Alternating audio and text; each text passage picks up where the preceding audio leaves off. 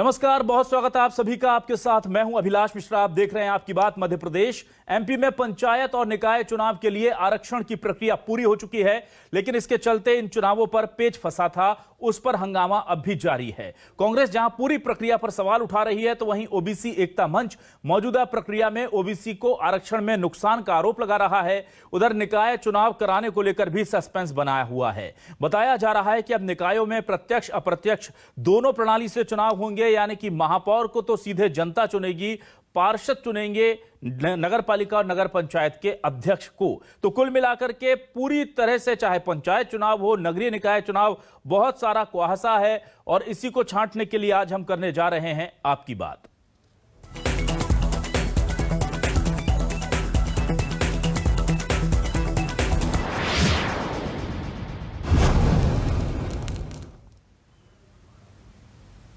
और आइए सबसे पहले देख लेते हैं कि आज जो आरक्षण प्रक्रिया हुई है कि किस किस वार्ड को, किस किस सीट को किस वर्ग के लिए आरक्षित किया गया है, उससे लेकर बीजेपी और कांग्रेस क्या कह रहे हैं, सबसे पहले ये जान लेते हैं।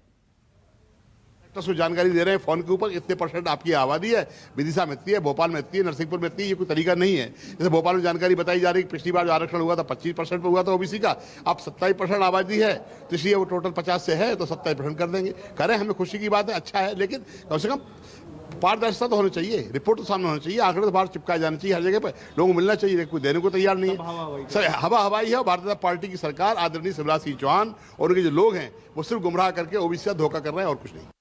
कांग्रेस की सरकार जब थी 15 महीने, तो कोई ट्रिपल टेस्ट नहीं कराया। जानबूझकर ऐसी परिस्थितियां पैदा की कि पंचायतों के चुनाव फंस जाएं, नहीं हो पाए। जब हमने ओबीसी के आरक्षण की वकालत की, हम लोग लड़े, तो उसमें भी जो है कोर्ट तक आप गए उसको रुकवाने के लिए। कुल मिलाकर कोई भी काम पद्धति से, प्रक्रिया से नहीं होना चाहिए, ये कांग्रेस का प्रयास रहता है और किसी भी संस्था पर कांग्रेस को विश्वास ही नहीं है। तो ये सियासत एक तरफ, उधर ओबीसी एकता मंच क्या कह रहा है, ये भी जरा जान लेते हैं। लोकेंद्र गुर्जर को सुनिए क्या कह रहे हैं इस पूरी प्रक्रिया को लेकर। मध्य प्रदेश में ओबीसी को लगभग 30% का नुकसान हुआ है। मध्य प्रदेश में ओबीसी को फायदा न होकर नुकसान हुआ है। जिस तरीके से सुप्रीम कोर्ट ने जो 50% की सीलिंग लगाई है, वो सरासर गलत है। एससी एसटी को जो रिजर्वेशन मिला है, वो जनसंख्या के अनुपात में मिला हुआ है। कईयों जिले ऐसे हैं जिसमें 60%, 70%, 80% तक रिजर्वेशन है। यदि 80% तक रिजर्वेशन है तो ओबीसी के लिए सीलिंग क्यों? हम सरकार से मांग करते हैं कि पहले की तरह हमको रिजर्वेशन जो हमें मिलता था वो हमें मिलता रहना चाहिए। और आइए अब देखते क्या है न्यूज 24 मध्य प्रदेश छत्तीसगढ़ के आज के सवाल। हमारे सवाल आपको दिखाते हैं। हमारे सवाल जो हैं वो देखिए, ओबीसी आरक्षण का शुरू हुआ काम, पिछड़ा वर्ग को कितना फायदा, कितना नुकसान? 27% रिजर्वेशन से बीजेपी को होगा फायदा या सिर्फ काम के आधार पर वोट देगी जनता? कांग्रेस को मिल पाएगा पिछड़े वर्ग का साथ? पंचायत चुनाव से पूरी होगी सत्ता में वापसी की आस? एमपी में पंचायत निकाय में नया आरक्षण, अब जातियों के भरोसे सधेगा चुनावी रण। जी हां, सोशल जो बैलेंस है उसे बनाने की कोशिश तो की जाती है, लेकिन क्या अब यही एकमात्र आधार हो जाएगा? इस पर बातचीत करने के लिए खास लोग हमारे साथ जुड़े हुए हैं। हमारे साथ खास मेहमान हैं चिंतामणि मालवीय जी, बहुत बहुत स्वागत है आपका। पूर्व सांसद, बीजेपी के वरिष्ठ नेता मालवीय जी, स्वागत करता हूं आपका। कांग्रेस के वरिष्ठ नेता, पूर्व विधायक आर के दोगने जी भी हमारे साथ जुड़ चुके हैं। दोगने जी, बहुत स्वागत करता हूं आपका। ओबीसी एकता मंच अध्यक्ष लोकेंद्र गुर्जर जी को भी हमने आमंत्रित किया है। गुर्जर जी, स्वागत है आपका न्यूज 24 मध्य प्रदेश छत्तीसगढ़ पर। और वरिष्ठ पत्रकार रंजन श्रीवास्तव जी भी हमारे साथ जुड़े हुए हैं। रंजन जी, बहुत स्वागत करता हूं आपका। सबसे पहले मैं आता हूं बीजेपी के पास। चिंतामणि जी, देखिए, बड़ा गंभीर आरोप लग रहा है और ओबीसी एकता मंच से कहा जा रहा है कि करीब 30% ओबीसी को नुकसान हो गया है इस पूरी आरक्षण प्रक्रिया में। पहले ज्यादा सीटें मिलनी थी, कम हो गई हैं। तो ये वादा तो कुछ और हुआ था कि ज्यादा होगा, 14 से 27% होगा, यानी कि बढ़ेगा, लगभग डबल होगा, और हो गया नुकसान। कैसे अब इसकी भरपाई होगी? देखिए, भारतीय जनता पार्टी ने अपने पूरे प्रयास किए कि 27% जो कि तय है मंडल कमीशन के तहत, वो मिले, और उसके लिए कोई कसर नहीं उठा रखी। जितनी बार कोर्ट में जाना पड़ा वो भी किया, और ट्रिपल टेस्ट वो भी अच्छे से करवाया, और ये दावा किया कि भाई 35% होना चाहिए 27 की बजाय। तो वो सब तो जो पार्टी को करना चाहिए, सरकार को करना चाहिए, वो किया ही। और पूरी तरह गंभीर है इस विषय पर पार्टी और सरकार कि ओबीसी को पूरा हक मिले। और आप देखिए कि हमारे हर जगह चाहे वो अनारक्षित हो या जैसे सामान्य की सीट हो, तो सामान्य की सीट पर भी हमने ओबीसी कैंडिडेट दिए। हम हमारे केवल उज्जैन में आप देखिए तो उज्जैन में मोहन यादव जी है, बहादुर सिंह सोंदिया है, ऐसे करके 5 सीटों में से करीब करीब 3 तो अपने ओबीसी को दिए हैं। तो ये उस तरह हम नहीं देख सकते कि कहाँ आरक्षण के तहत मिलना चाहिए। पार्टी ने स्वयं और हमारे माननीय प्रदेश अध्यक्ष जी ने कहा भी है कि हम 27% से ज्यादा आरक्षण देने का प्रयास करेंगे, जहां जो उचित होगा, जिस तरह की जीत की संभावनाएं होगी, हम चाहेंगे कि 27% से ज्यादा आरक्षण ओबीसी को मिले। ठीक है, दोगुने जी, आप सेटिस्फाइड हैं जिस तरह से सरकार ने आज पूरी प्रक्रिया का पालन कर आरक्षण का काम पूरा किया है? कहां कितने वार्ड आरक्षित हैं, किसके लिए आरक्षित हैं, वो तमाम डेटा दिन भर आज मीडिया में सुर्खियां बना रहा। आपको लगता है पहले से नफा नुकसान कैसा रहेगा ओबीसी वर्ग के लिए? देखिए मिश्रा जी, बिल्कुल झूठ है ये। आप जिले में खबर लें, जिले से जानकारी लें, सब जगह नुकसान हुआ ओबीसी का। मैं अभी हरदा जिले में मैं खुद बैठा था आरक्षण की प्रक्रिया में। हरदा में ओबीसी का आरक्षण ही खत्म कर दिया गया, क्योंकि 50% से ज्यादा एससी एसटी का आरक्षण हो गया था, इसलिए खत्म कर दिया गया। जबकि 2014 के चुनाव में हमारे जो ओबीसी के भाइयों को आरक्षण मिला था, यहाँ अभी इस चुनाव में बिल्कुल खत्म कर दिया गया। तो क्या फायदा मिला? और ऐसा ही इसी पद्धति से पूरे मध्य प्रदेश में आरक्षण हुआ है। तो कई जिलों से, मेरी 2-3 जिलों से बात हुई, जब आपसे डिबेट्स की संबंध में बात हुई थी, इसके बाद तो वहां भी ये स्थितियां बनी है, कई जगह आरक्षण खत्म हो गए हैं, क्योंकि 50% से ज्यादा आरक्षण हो रहा था। तो आरक्षण देने की नीयत अगर थी भाजपा की, तो आरक्षण देना चाहिए था, समय पे देना चाहिए था और तरीके से देना चाहिए था। कहाँ दिया है? ये सिस्टम ले आया 50% ज्यादा। इससे तो पहले 14% भी फायदा मिल रहा था कांग्रेस को, ये अपने जनता को या ओबीसी वर्ग को, तो वो 14% ही लागू रखते तो फायदा मिल रहा था। अब अगर बढ़ा दिया आपने, इसके बाद भी फायदा नहीं मिल रहा है, तो कैसे वाहवाही लूट रहे हो, कैसे स्वागत करा रहे हो, कैसे सम्मान करा रहे हो? बड़े दुर्भाग्य हमारे प्रदेश का कि बगैर लाभ दिए, बगैर किसी को सहयोग किए और जबरदस्ती अपनी पीठ थपथपाते हैं। तो ये झूठ का पुलिंदा है, इसके अलावा कुछ नहीं है। ठीक है, लोकेंद्र गुर्जर जी, मुझे बताइए, आपके पास पूरा डेटा है, पूरा गणित समझाइए, आसान भाषा में समझाइए कि कहां नुकसान हो रहा है और सरकार चाह कर भी आखिर क्यों नहीं दे पा रही है ओबीसी को जितनी सीटें रिजर्व होनी चाहिए उतनी।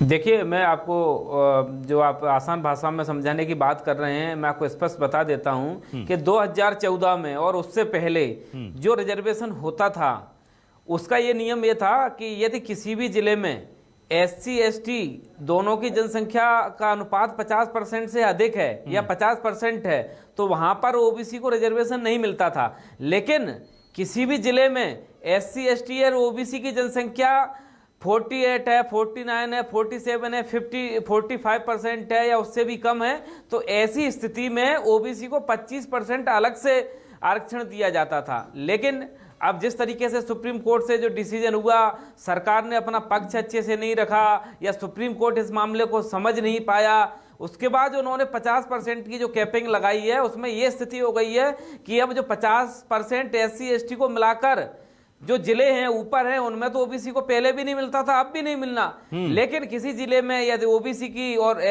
को, जैसे कि एससी एसटी की जनसंख्या 48% है, तो वहां पर पहले हमको 25 मिलता था, अब मात्र 2 मिलेगा। कहीं 45% है तो वहां हमको 5 मिलेगा। तो आप ये बताइए कि हमारा कितना, जो 25% था उसकी जगह अब 5, 4, 3, किसी जिले में दोनों की 40% होगी तो हमको 10 मिलेगा। उसका फर्क ये पड़ा कि पहले हमको मध्य प्रदेश में जो जिला पंचायत सदस्य में रिजर्वेशन मिलता था वो 180 सीटें होती थी जिला पंचायत सदस्य की, अब मात्र 102 सीट बची हैं। पहले से मध्य प्रदेश में 1270 जनपद सदस्य होते थे ओबीसी के, अब मात्र 791 बचे हैं। पहले से मध्य प्रदेश में ओबीसी के 4295 सरपंच होते थे, जो आज रिजर्वेशन हुआ है उसमें आप देखोगे कि मात्र 2985 बचे हुए हैं। आप देखिए हमारे 1200-1300 सरपंच कम हो गए, हमारे लगभग 100 के लगभग मतलब आप देखिए 80 के लगभग हमारे जिला पंचायत सदस्य कम हो गए। आप हमारे देखिए 500 के लगभग हमारे जनपद सदस्य हो गए, कम हो गए। और अब जो देख लीजिए जिला पंचायत अध्यक्ष और जनपद अध्यक्ष का रिजर्वेशन होगा तो पहले 13 जिला पंचायत अध्यक्ष मध्य प्रदेश में बनते थे, अब आने वाले 4 बनेंगे। पहले से मध्य प्रदेश में 56 जनपद अध्यक्ष बनते थे, अब मात्र 30 बनेंगे। आपने रिजर्वेशन हमको दिया है, हमसे छीन लिया। हम सरकार से मांग करते हैं कि आप पुनः सुप्रीम कोर्ट में जाइए और पक्ष रखिए और बताइए कि जो पंचायत का जो नियम है, पंचायत में जो आरक्षण होता है वो जनसंख्या के अनुपात में होता है।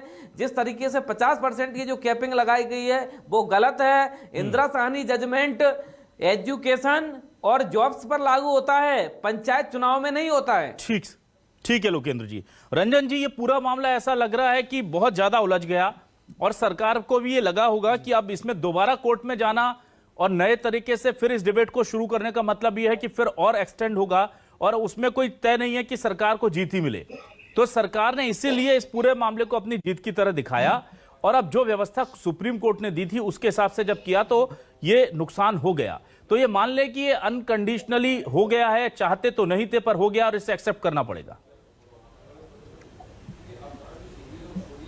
नहीं, देखिए विलास जी, एक चीज तो समझना पड़ेगा, ये चुनाव सुप्रीम कोर्ट के आदेश से साइन हो रहा है जी। पिछली बार से स्थिति अलग है। गवर्नमेंट का कमिटमेंट है, एफिडेविट है, प्रॉमिस है सुप्रीम कोर्ट को कि किसी भी स्थिति में 50% से ज्यादा आरक्षण नहीं होगा, नंबर 1। और जो चुनाव जो आरक्षण मिला भी है इसी शर्त पे मिला है, क्योंकि पिछली बार तय हो गया था, सुप्रीम कोर्ट ने बोल दिया था कि बिना आरक्षण के चुनाव होगा।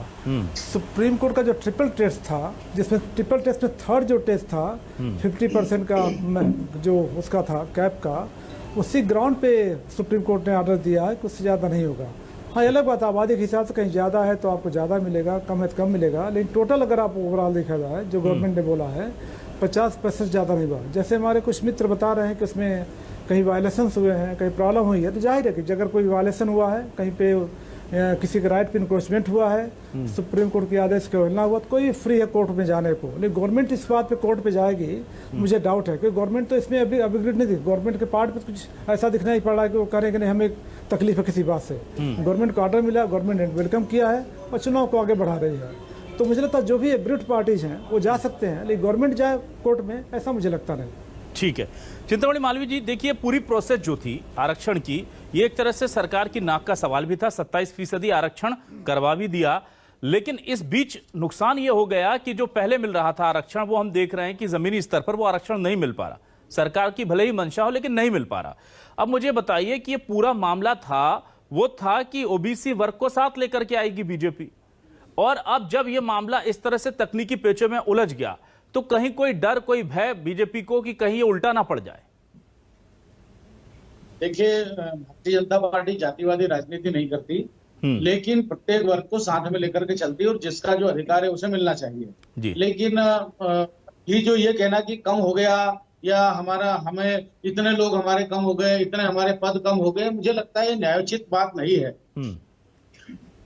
ये बात महत्वपूर्ण होगी जब रिजल्ट, अगर आप गणित लगाए भाई ट्रिपल टेस्ट हुआ तो इसी आधार पर तो हुआ कि भाई कितने जनप्रतिनिधि थे। तो कई ये हमारी जो सामाजिक संरचना है वो इस तरह की है कि कई बार सामान्य व्यक्ति वहां से जीत नहीं पाता, ओबीसी जीतेगा। तो वैसे हो करके भी वो एक बड़ा आंकड़ा आ जाता है।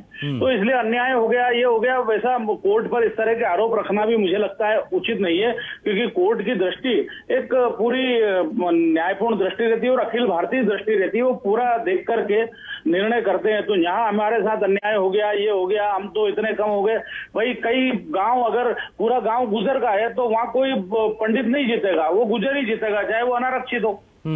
तो उसको क्या मानेंगे आपके ये कम हो गया।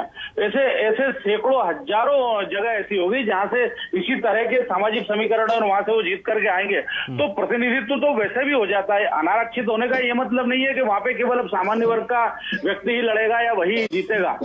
कोई भी व्यक्ति लड़ सकता है, अनुसूचित जाति का व्यक्ति भी लड़ सकता है, ओबीसी भी लड़ सकता है, कोई लड़ सकता है। और सामान्यतः आप अगर आंकड़ा उठा करके देखेंगे तो बड़ी संख्या में ओबीसी वर्ग के लोग जीत करके आते हैं।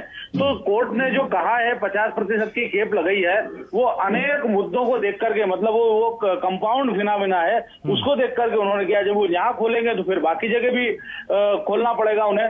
तो मैं खैर कोर्ट के विषय पर कोई टिप्पणी नहीं कर सकता, लेकिन हमको न्यायपूर्ण समाज की दृष्टि से इसको देखना पड़ेगा। केवल हमारा इतना कम हो गया है, आंकड़ों में ये बात तय नहीं होती। ठीक है दोगने जी, मुझे ये बताइए, ये पूरा मामला कांग्रेस ने 27% आरक्षण दिया, फिर कोर्ट में आपने अच्छे से नहीं उसे डिफेंड किया, ये कहा गया, फिर बीजेपी ने कहा हम डिफेंड करेंगे, फिर बीजेपी को झटके पर झटके लगे, लेकिन फाइनली बीजेपी निकालकर 27% आरक्षण ले आई। अब 27% का क्रेडिट किसे दे जनता? कांग्रेस को जिसने देखिए, इसे विधायिका के जरिए लेकर आई थी, या बीजेपी को जो इसे कोर्ट के जरिए लेकर आई है? देखिए मिश्रा जी, 27% आरक्षण बिल्कुल नहीं मिल रहा है। आप देखिए, और जैसे चिंतामण मालवीय जी जो बोल रहे हैं कि आंकड़े की बाजीगरी नहीं है, आंकड़े नहीं है, आप बताइए, चुनाव लड़ लेते हैं, आ जाते हैं, आरक्षण वाले भी आ जाते हैं, ये तरीका नहीं है। आपका सैद्धांतिक तरीका क्या है? आपने नंबरिंग के हिसाब से क्या निकाला है, क्या परसेंटेज दिया है, ये स्पष्ट करना चाहिए आपको। वो स्पष्ट कर नहीं रहे, आ जाते हैं, बात अलग हो जाती है। वो 50% में सभी लोग हैं, 50% में बहुत सारे आ जाते हैं, तो इसका मतलब ये थोड़ी है कि आपके आरक्षण में आ गए वो चीज नहीं है। मेरा ये कहना है कि आपने 27% दिया, तो कैलकुलेशन तो बताइए किस तरह का 27% हो रहा है। अभी मैं आपको बताता हूँ, देखिए 16% एसटी को मिल रहा, 20% एसटी को मिल रहा, 20% एसटी को मिल रहा है, एससी को 16% मिल रहा, ऐसे 36% करीब हो रहा है। 36% के बाद 14% ओबीसी को मिलता था, वो भी अब नहीं मिल पा रहा है। तो ये कहाँ गया आरक्षण, कैसे हो गया ये? आपने जातिगत आंकड़े के हिसाब से आपने एससी एसटी में 50% कर दिया अगर पूरे, तो 14% जो मिल रहा था अभी तक, वो कहाँ गया ये तो बताएं। वो बताने को तैयार नहीं है। मेरा ये कहना सीधा सीधा कि ओबीसी का अधिकार छीना है। भाजपा की सरकार ने जिस तरह से प्रस्तुतिकरण किया है, ये बिल्कुल बेकार, वो मतलब सिस्टमेटिक नहीं है। सिस्टमेटिक अगर करती तो सबको लाभ मिलता और सबको अपने हिसाब से जिसका जो परसेंटेज बन रहा था, जिसका जो हक बन रहा था, वो मिलता, मिलना चाहिए। कांग्रेस ने लेके आई थी 27% लेके आई थी, और कांग्रेस सब किया, कोर्ट में भी लड़ी, सब चीजें चल रही थी, सरकार गिरा दी आपने, और उसके बाद आपने लड़ाई लड़ी, तो कहाँ लड़ाई 2 साल हो गए आपको लड़ाई लड़ते, आपकी लड़ाई का रिजल्ट निकला क्या 2 साल में? ठीक है, लोकेंद्र जी के पास आते हैं। दोगने जी, ठीक है, ठीक है, लोकेंद्र जी के पास आते हैं। लोकेंद्र जी, मुझे ये बताइए कि क्या नगरीय निकाय के चुनाव को लेकर के भी आपको इसी तरह की आशंकाएं हैं जो इस वक्त आपको सता रही हैं?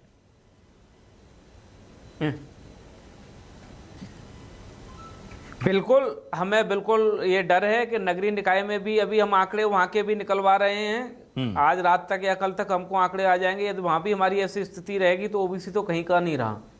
ओबीसी इस मध्य प्रदेश की आधी से ज्यादा जनसंख्या है, उसके साथ आपको न्याय करना पड़ेगा, उसको आप धोखे में नहीं रख सकते हो। यदि ओबीसी को रिजर्वेशन आप नहीं दोगे तो ओबीसी फिर आकर रोड पर अपने हक अधिकार के लिए लड़ाई लड़ेगा, अपने लिए आंदोलन करेगा, अपने लिए धरना प्रदर्शन करेगा, और जरूरत पड़ी तो चुनाव का बहिष्कार भी करेगा। तो उसके लिए फिर हमको दोषी मत ठहराइए, अभी भी आपके पास समय है, आप जाइए, जरूरत पड़े तो संविधान संशोधन भी करवाइए। और जो ओबीसी को आप कम से कम 35% की जो आप बोल रहे हैं वो नहीं दिला सकते, तो एटलीस्ट हमको जो 25% मिलता था वही आप दिलवा दीजिए, वही आप मतलब हमारे लिए बहुत होगा। आप 35% तो छोड़ दीजिए। ठीक है, लेकिन लोकेंद्र जी, आप लोगों ने देखिए ना, इसके विरोध में मध्य प्रदेश बंद का आह्वान किया था, जिससे जनता का साथ नहीं मिला, और जनता मतलब आधी आबादी ओबीसी की, तो आपको अपने ही लोगों का साथ नहीं मिला। तो क्या ये इसलिए तो नहीं क्योंकि इस पर सियासत हो रही है? इसलिए आप कहीं ऐसा तो नहीं कि जनता आपको अपने साथ नहीं महसूस कर पा रही? कैसी बात कर सकते हैं? आप देखिए मध्य प्रदेश को, आपको देखना हो तो आप अपने रिपोर्टर से पूछिए ग्वालियर चंबल संभाग की स्थिति। भिंड में खुद मेरा गृह जिला है, 4000 लोग रोड पर थे। ग्वालियर में देखिए, मुरैना में देखिए, शिवपुरी में देखिए, सिर्फ भोपाल को छोड़कर मध्य प्रदेश के हर जिले में प्रोग्राम हुआ। हर स्थिति बड़े अच्छे तरीके से लोग रोड पर निकल के आए, सिर्फ भोपाल को छोड़कर। एक भोपाल अकेला ही मध्य प्रदेश नहीं है, उसके अलावा भी पूरे जिले मध्य प्रदेश में आते हैं। मुझे जो जानकारी मिली थी, देखिए लोकेंद्र जी, ग्वालियर चंबल अंचल को छोड़कर इसका भोपाल में करेंगे, भोपाल का घेराव करेंगे। अब भैया हम ग्वालियर चंबल संभाग से रहने वाले हैं, हमने वो ग्वालियर चंबल संभाग में वो काम किया है। हम ग्वालियर चंबल संभाग में ये 34 सीटों पे हमने अच्छे से काम कर लिया, तो हम कर रहे हैं, हमारे बिना सरकार नहीं बनेगी किसी की। ये तो ओबीसी को आप 34 सीट रंजन जी आपके पास आता हूं। रंजन जी, ये जो मामला है बीजेपी कांग्रेस से इतर, क्या ये अब ऐसा लग रहा है कि ओबीसी भी इसमें एक बड़ा स्टेक होल्डर होगा और आने वाले चुनाव में भी, और खास तौर से ये जो ओबीसी सर्व ओबीसी समाज जो है, जो सारे संगठनों ने मिलकर के यूनिटी बनाई है, इसको लेकर के कितना प्रासंगिक इससे मान रहे हैं, और खासतौर से सियासी तौर पर कितना असर डाल पाएगा ये? अभिलाष जी, एक चीज स्पष्ट कर दूं कि थोड़ा कंफ्यूजन है। 27% रिजर्वेशन नहीं हुआ है, 14% है, 50 से आगे नहीं जाना है, 20% ट्राइबल को है, 16% एससी को है, तो 14% बचा जो कि 50 जो सुप्रीम कोर्ट की गाइडलाइन है उसके हिसाब से, ठीक है। ये बात जरूर हुई थी कि अगर रिजर्वेशन नहीं मिलता सुप्रीम कोर्ट से, अगर रिलीफ नहीं मिलता है, तो पहले कांग्रेस ने कहा था कि हम 27% रिजर्वेशन देंगे, फिर बीजेपी ने कहा 27 नहीं 30% रिजर्वेशन देंगे। क्योंकि टिकट का बंटवारा नगरीय चुनाव में होना है तो पार्टी के आधार पर होगा, उसमें संविधान नहीं बीच में आता है जी। लेकिन जब पार्टी के बेसिस पे चुनाव होगा, नगरीय चुनाव का, उसमें जब टिकट का बंटवारा होगा पार्टी के लेवल पे, पार्टी के बैनर पे, पार्टी के फ्लैग पे, पार्टी के टिकट पे, तो उसमें जाहिर है कि आपको 50% का फॉलो करना ही पड़ेगा और कोई चारा नहीं है। दूसरी बात जो आपने सवाल पूछा है, ओबीसी महासभा के जो लोग आ रहे हैं, देखिए सब बहुत प्रबुद्ध लोग हैं, उनको पता सुप्रीम कोर्ट से ऊपर कोई है नहीं। आप सुप्रीम कोर्ट की गाइडलाइन को नहीं हटा सकते। आप सालों साल से चला आ रहा है 50% का, आप टिकट भले कितनों को दे दीजिए, सामान्य पे आप ST SC को दे दीजिए, वो चल जाएगा। लेकिन उस सवाल ये है कि जो टिकट जो सुप्रीम कोर्ट ने बोल दिया, जिस आधार पे आदेश हुआ है उसको वायलेट नहीं कर सकते, उसको इनकोच नहीं कर सकते आप। तो जो भी ओबीसी महासभा के लोग हैं या जो ओबीसी वर्ग के लोग हैं, उनको पता है कि जो सत्य है वो सत्य है, सुप्रीम कोर्ट की चीज को डिनाई नहीं कर सकते, इसको ओवरलुक नहीं कर सकते हैं। ठीक है। तो एक समय के एक सीमा के बाद जब चुनाव की पद्धति शुरू हो भी गई है, तो मुझे लगता है कि बहुत बड़ा चुनावी मुद्दा बनेगा ये, और किसी पार्टी को नुकसान हो या उसका फायदा होगा। ठीक है चिंतामण मालवीय जी, अब मैं बहुत, क्योंकि समय कम है, 10-10 सेकंड के आपसे लास्ट कमेंट लूंगा चारों लोगों से। चिंतामण जी, मुझे बताइए कि क्या आपको लगता है कि बीजेपी को ओबीसी की लड़ाई कोर्ट में लड़ने का श्रेय ओबीसी समाज जरूर देगा? देखिए, स्वाभाविक रूप से ओबीसी में बहुत समझदार लोग हैं, वो बहुत जागरूक हैं और वो जानते हैं कि कांग्रेस ने ये स्वयं राजीव गांधी जी ने जब 27 मंडल कमीशन आया तो सदन में खड़े होकर 27% आरक्षण का विरोध किया था कि ओबीसी को आरक्षण नहीं मिलना चाहिए, और विश्वनाथ प्रताप सिंह को कहा था कि आप भारत को जातियों में बांट रहे हैं, वो जो काम जो अंग्रेजों ने किया वो आप कर रहे हैं, और खिलाफ वोटिंग की थी। न केवल ये, इसके पहले जब काका कालेलकर आयोग बना उसको भी इन्होंने कभी भी सदन में रख सकते थे, वो तो 54-55 में बन गया था, उस पर कभी कोई काम नहीं किया। इन्होंने कमीशन जो है वो पिछड़ा वर्ग का कमीशन इन्होंने नहीं बनाया, वो माननीय नरेंद्र मोदी जी ने बनाया। तो हमने तो सारे काम किए, इन्होंने क्या किया ना? लेकिन विधानसभा से तो प्रस्ताव पारित किया ना, कम से कम उसकी तारीफ तो कर दीजिए सर। अब जब इतना आपने किया तो नहीं करेंगे? ये केवल कोई, अच्छा ठीक है, जो आपने किया वो अच्छा काम था, जो कांग्रेस ने किया उस पर आपको भरोसा नहीं। ठीक है दोगने जी, आप लोगों ने कुछ नहीं किया है, केवल विधानसभा से प्रस्ताव पारित करवा दिया था, वो भी कोर्ट में अटक गया। अब आप कैसे क्रेडिट लेंगे? बहुत संक्षेप में सर। देखिए मिश्रा जी, कांग्रेस ने 27% आरक्षण विधानसभा में पास किया, इसका मतलब सीधा सीधा कि उसकी नियत थी और नियत के अनुसार काम किया है। ये जैसे बोल रहे हैं कि कांग्रेस ने कुछ नहीं किया, भाई विधानसभा में कैसे पास हो गया? और विधानसभा में आपके सदस्य भी थे, तो पास हुआ है तो कांग्रेस का श्रेय जाता है। कांग्रेस 27% आरक्षण देना चाहती है ओबीसी को, आप नहीं देना चाहते। आपने ये बहुत सारे पंगे फंसा के और आज तक ये खींचते गए हैं, और ये चुनाव कराना नहीं चाहते थे। अभी भी सुप्रीम कोर्ट का डंडा नहीं होता तो चुनाव में आते ही नहीं आप। ठीक है, लोकेंद्र जी, गलती है पूरी की पूरी ओबीसी का नुकसान भाजपा ने किया है। ठीक है सर, समय कम है, भुगतना पड़ेगा आपको। ठीक है लोकेंद्र गुर्जर जी, मुझे बताइए अब आगे क्या बीजेपी कांग्रेस इससे इतर क्या आपको लगता है? नगरीय निकाय चुनाव भी है, फिर विधानसभा चुनाव भी, ओबीसी कहां है?